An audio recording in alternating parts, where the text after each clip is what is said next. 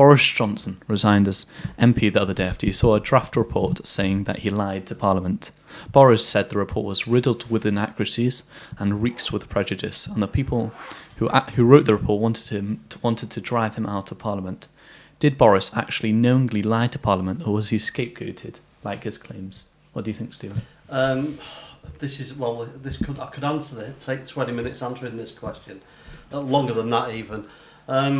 When you look at the history of all this and see what really is the underlying theme to it all, and I think it's all about Brexit and all the haters against Boris, because Boris had his enemies not just within the Remain side of politics, but within the Conservative Party as well.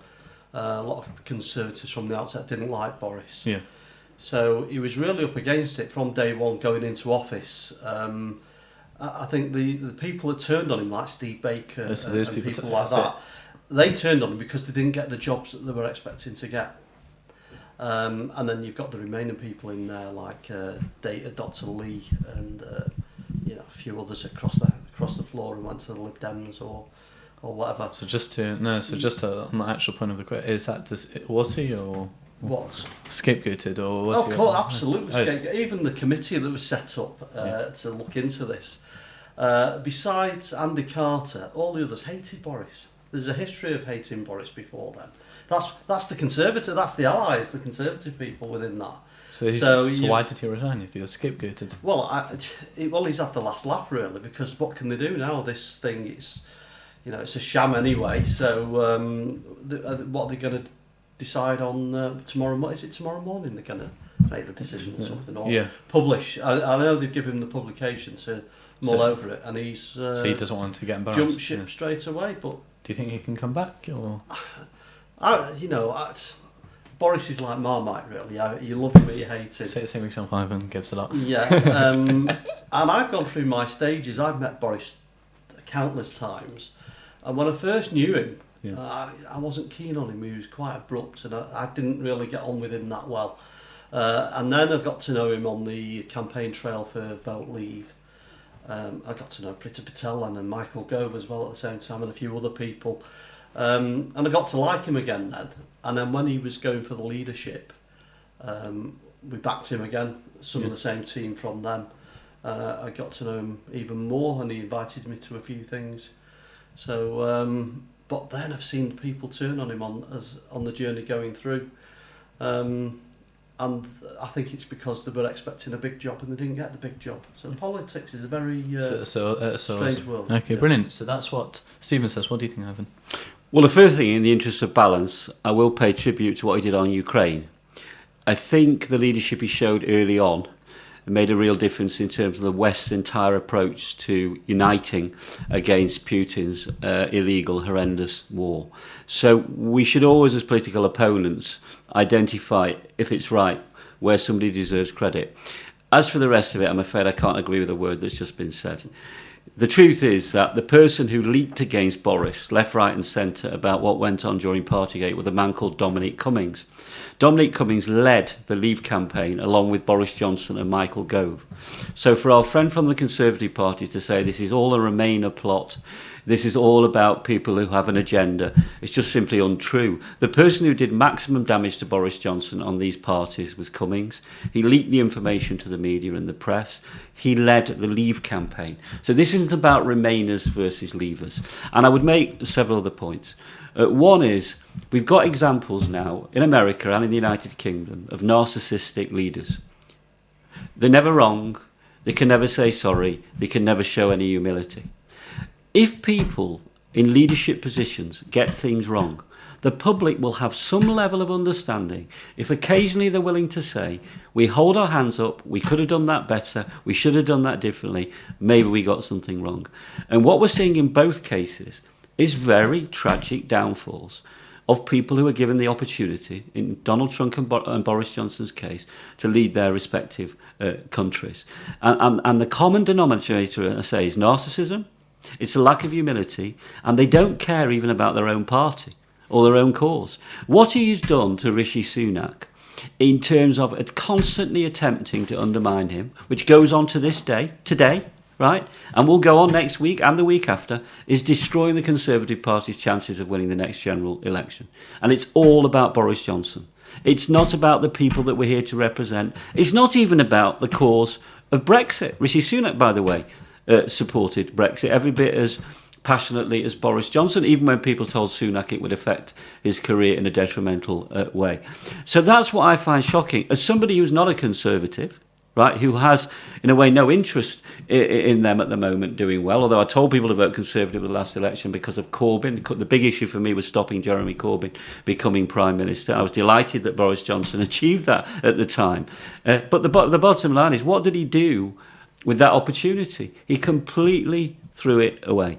And it's the arrogance, it's the hubris, it's the lack of any humility whatsoever that's done for him. I'll be frank with you. And what they'll also say is the committee was chaired by Harriet Harman.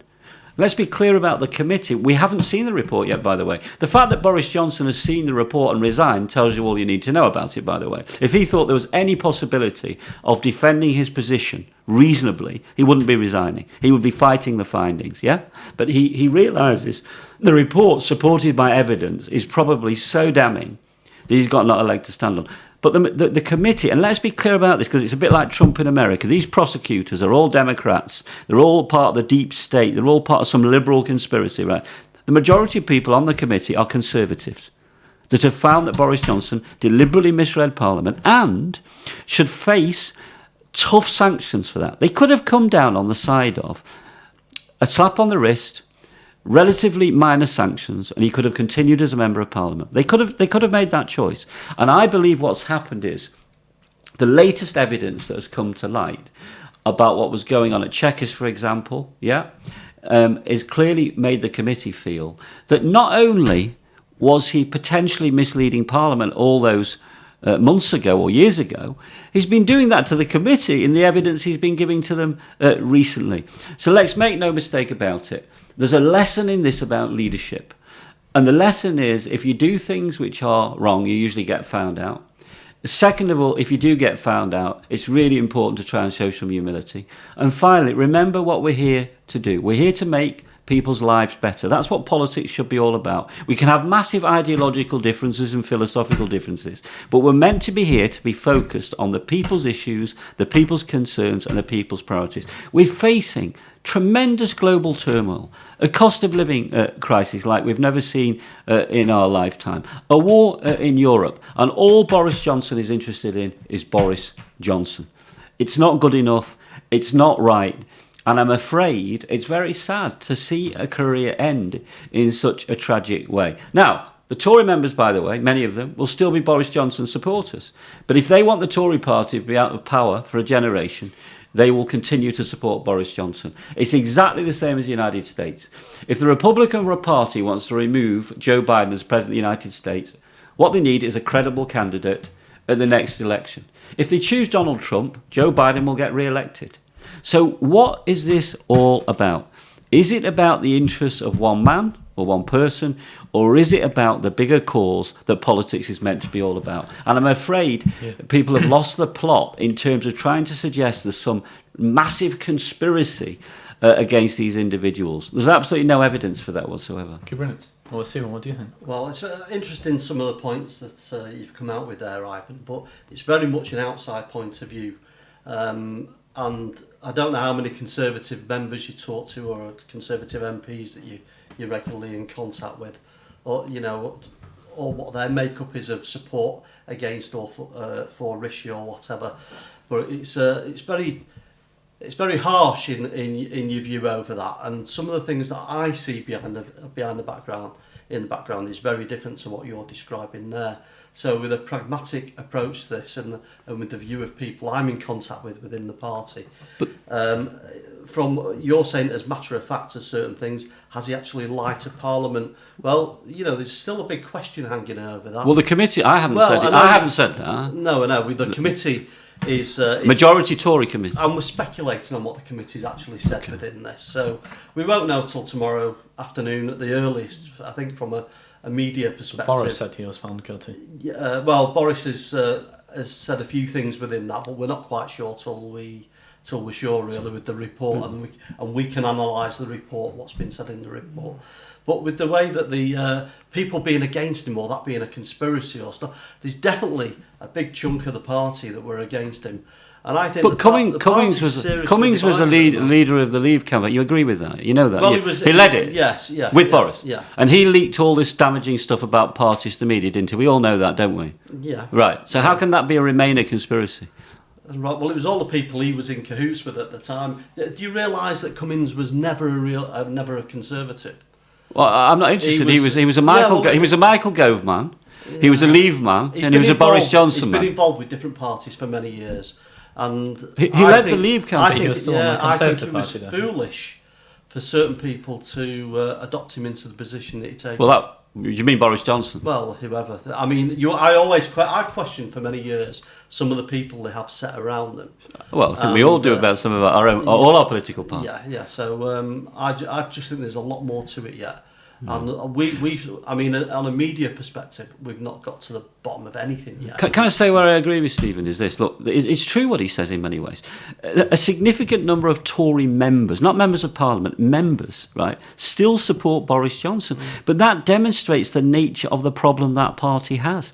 If they don't get it, and they continue along these lines, right? And they continue to undermine Sunak because the membership is more supportive of Boris. I believe most of the MPs, by the way, have had enough. They've had enough. They want unity because they can see they're going to be wiped out if they don't get their act together come the next general election. Well, so they want unity. They want unity, and they want Boris to shut up. And they want his supporters to shut up, yeah?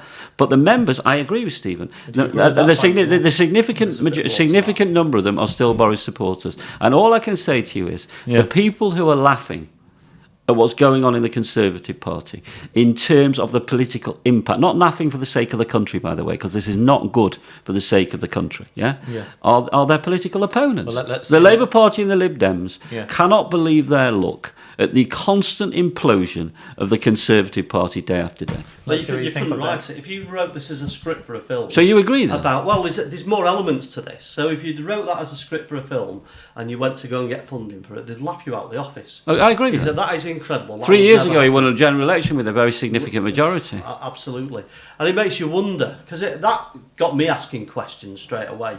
What's going on? Who's really running the show? Because we had a referendum to leave the European Union, and 3 years later MPs were still dragging their feet over it and trying to turn it over, which I opposed, strongly opposed the behaviour of MPs during that period. So you know, even as a Remainer, I said that the behaviour of those MPs who were trying to thwart the will of the people was a disgrace in Parliament, and it was a disgrace. But that's got nothing to do with the events of the last 3 years, nothing to do whatsoever with the events of the last 3 years. But when I speak to people in the Red Wall seats, and we're trying to get people to speak for certain news channels, and we ask them about their views on Boris, and the big question that comes around is democracy real democracy?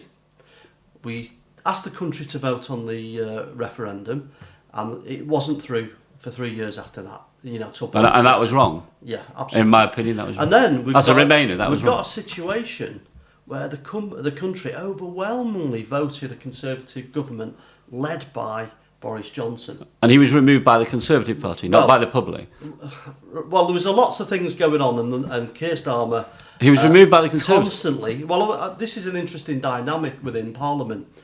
Constantly going on about Boris, this, that and the other. Well, the Leader of the Opposition does that through history, with all due respect. No. Boris did that about... No, you did not let me get my Go point on, out. carry on. So the point to this, what Keir Starmer achieved from that early stage, he got the backbenchers to do his dirty work for him and oust Boris. No. I really see it as though the party pandered to the opposition. But to be clear, Boris Johnson was not in any political trouble at all of any significance until Partygate. And the reason that Partygate led to his demise is because basically he could have said from the beginning, look, we may have made a few mistakes, we may have got this wrong, we've got lessons to learn from it. I'm really sorry. I was spending every minute of the day trying to take this country through a very difficult situation. I myself was seriously ill. He could have said all those things. He never said. He said, I never did anything wrong. The parties were all work events. We didn't really have any parties, right? Yeah. And the person who constantly drip every day proved that wasn't the case was Dominic Cummings, his ally in the Leave campaign. So what I'm trying to say is, if the Conservative Party continues to be as deluded as this, by pretending there is some massive conspiracy led by Remainers, against the democratic interests of the country, then good luck to them. All I can say to them, all I can say to them is good luck to them, because they're completely deluded. Do we not remember? Was it a record number of 60 Conservative ministers resigned? Listen to clear, to make it clear to Boris that he could not cling on to office. 50 to 60 Conservative government ministers. This has never been seen in history. And the other thing Stephen has to face up to is this. For all Boris's strengths, right, and he has strength, I mentioned Ukraine, the government was a shambles. And those people closest to the way government was being run on a day-to-day basis, let's be really clear about this,